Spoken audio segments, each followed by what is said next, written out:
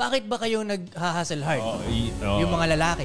Para makakuha kayo ng loyal na babae, ng maayos na partner. Yun naman kayo kaya kayo Okay, wait, tingnan mo. So ngayon, kunyari hindi ka na mag-upgrade pero nakuha mo na yung loyal na babae, di panalo ka na.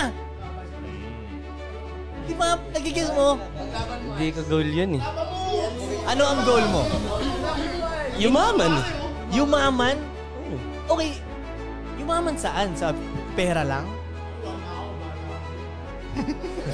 Sa ngayon, masasabi kong ganun. Sa pera lang? Gago. Tingin ko nung... Hindi, wait. Ako, tuwing may lumalapit sa akin na mayaman, na nagpapa-advise sa akin about sa relationship, minsan naiisip ko talaga na buti, kahit mas wala akong pera kayo sa'yo, buti ito yung pwesto ko. Ganun sa akin. Hindi, wait lang. Hindi talaga malinaw kasi para sa akin. Tignan mo loyal yung babae.